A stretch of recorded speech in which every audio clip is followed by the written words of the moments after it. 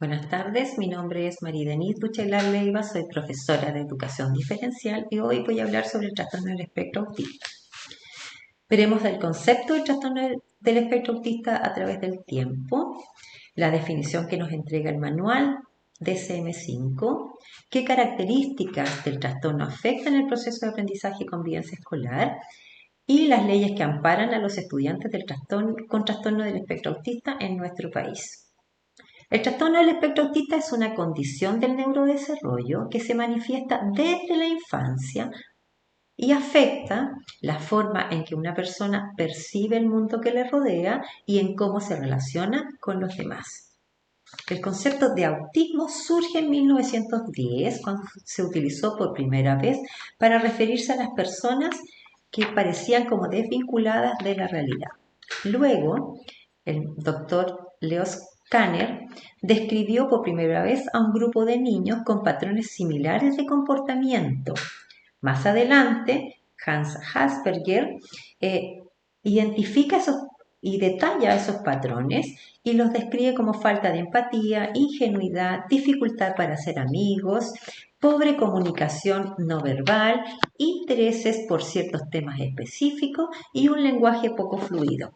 Al analizar todos esos comportamientos, se identifican tres áreas afectadas que fueron detalladas o identificadas como área de la comunicación, área de la interacción social y área de la inflexibilidad cognitiva y del comportamiento.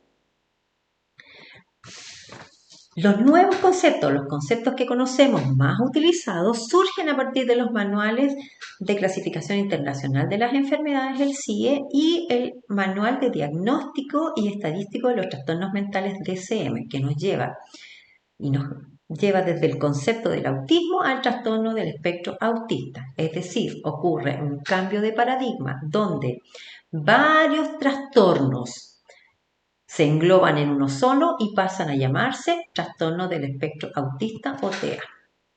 Hablamos entonces del término espectro porque, al igual que en los colores, consideramos la variedad de perfiles que podemos encontrar en las personas que presentan este trastorno.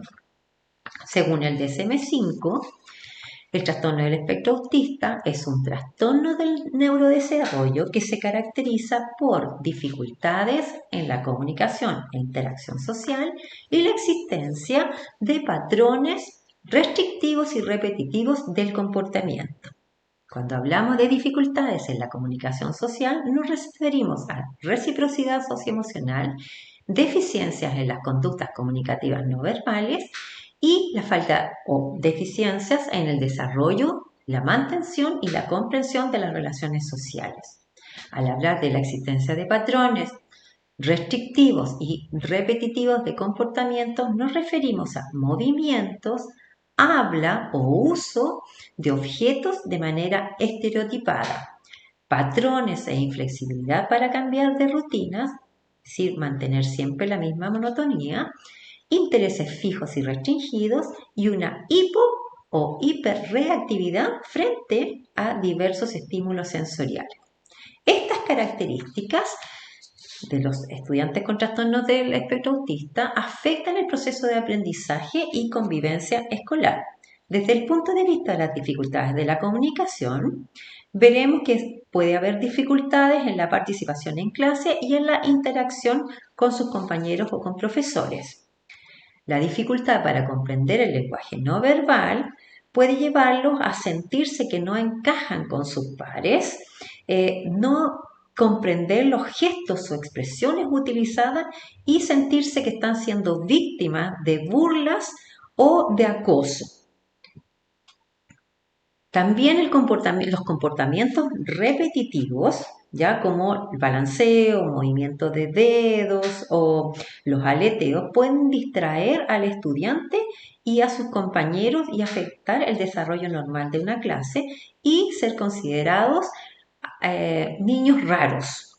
Otras dificultades como la hipersensibilidad o hiposensibilidad pueden afectar la atención y el comportamiento en el aula, ya que pueden desencadenar cierta ansiedad o conductas como agresividad o autoagresión. La falta de desarrollo y mantención de las relaciones provoca generalmente aislamiento social, lo que puede desencadenar una depresión. Y por último, las dificultades en el desarrollo de las habilidades cognitivas y lingüísticas nos llevan a que el estudiante pudiese presentar dificultades en el aprendizaje de la lectura, escritura y el cálculo.